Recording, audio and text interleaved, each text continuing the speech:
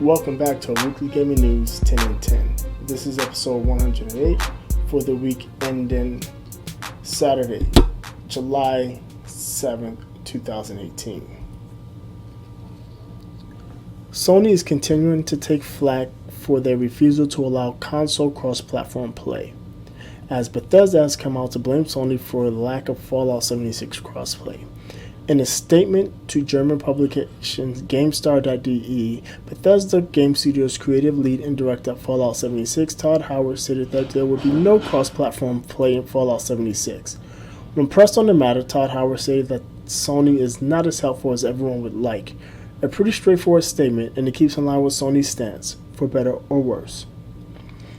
A modder put fake GTA 6 announcements in GTA 5 Online. Over the past several days, PC players of GTA 5 Online were seeing official-looking banners being displayed noting GTA 6 coming in 2019. Rockstar quickly put this to bed, stating that the message was a hoax created by a mod tool and not an official announcement from Rockstar. A Fortnite troll breaks a single match kill record. If you have not been paying attention, there was a much anticipated rocket launch in Fortnite this past weekend. Players gathered in droves to watch. For the most part, it was a harmonious event, with players holstering their weapons and putting down their pickaxes, save one. A player by the name of Elemental Ray smashed an elevated platform. A large group of players had gathered on to view the launch, causing the deaths of about 4 dozen players and securing the record for most kills in a single match. French regulators decried loot boxes, but stopped short of calling them illegal. A review by French gambling regulators have found that loot boxes undermine the policy on gambling since they are accessible to minors, are not transparent, and could lead to habits that may lead to other forms of gambling. They also noted that loot boxes may be considered gambling if trading in real-world markets for real-world currency is allowed, which is similar to rulings in the Netherlands and Belgium. With that said, the AWGNS declined to take any legal action. 2018 Summer Games Done Quick raises more than $2.1 million, besting last year's take by about $400,000. The proceeds are destined for Doctors Without Borders. Doctors Without Borders provides medical aid to those in need all over the world. Awesome Games Done Quick is the next event and is scheduled to take place from January 6th through the 13th, 2019 in Rockville, Maryland. Xbox One's July update went live this week. It brings with it a long talked about feature, Fast Start. Announced at this year's E3, Fast Start allows for players to jump into their new games in half as much time as pre-update. Unfortunately, it's not a wide rollout, as it's only compatible with select Game Pass titles, but Microsoft does plan to add more titles going forward. Another caveat is that you will need at least a 20 megabit per second download speed. Other features that have rolled out include the ability to group games and apps, improve search, and several updates to enhance mixer streaming. We Happy Few wins an appeal in Australia, and the Australia Classification Board announced that they will grant We Happy Few an R18+ rating. Set to release on August 10th, We Happy Few was in danger of not being available in the Australian market. We Happy Few ran afoul of the Classification Board for the depicted use of drugs and a mechanic that makes the game a bit easier in certain circumstances when using them.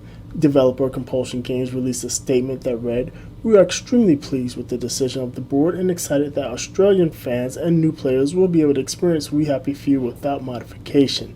We want to thank everybody who got involved in the discussion, contacted the board, and sent us countless messages of support. Your involvement made a huge difference." ArenaNet acts as a pair of Guild Wars 2 writers over a Twitter spat with an ArenaNet content partner. Jessica Price tweeted about the difficulties of writing compelling MMORPG characters. In response, YouTuber Derriere responded his disagreement with her stance. Jessica Price retweeted his response in an attempt to highlight the difficulties women's developers have in gaming. She followed the post with a questionable tweet, and it rolled downhill from there. Fellow writer Peter Fries jumped to her defense. The Twitter feed was then posted on Reddit and the official Guild Wars 2 forums, where the co-founder of ArenaNet, Mike O'Brien, announced that they had parted ways with the 2 employees. In the post, he stated that the 2 writers did not uphold their standards when it comes to communicating with the Guild Wars community. Amazon makes changes to pre-order discounts with its Prime subscription. First spotted by Cheap Ass Gamer, Amazon has added re-releases and remasters. The terms and conditions has been updated to read Pre-order savings offer does not apply to certain video game products such as Toys to Life, Collector's Editions, re-releases, remasters, and product bundles, including but not limited to console game bundles and accessory bundles. This may be a blow to gamers as there are several remastered and re-releases in the pipeline. Amazon's free Twitch games for July comes with a twist. This month, in celebration of their manufactured holiday, Prime Day, Twitch Prime members will have access to 21 games throughout the month. The free games are staggered throughout the month, with many only being available for a few days.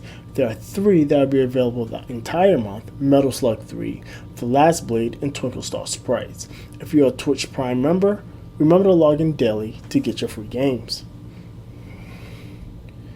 That will conclude this episode of a weekly gaming news show's 10 and 10.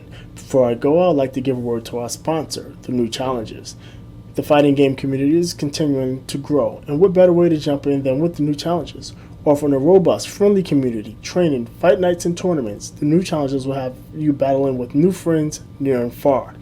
Head over to www.newchallenges.gg for more information and to sign up.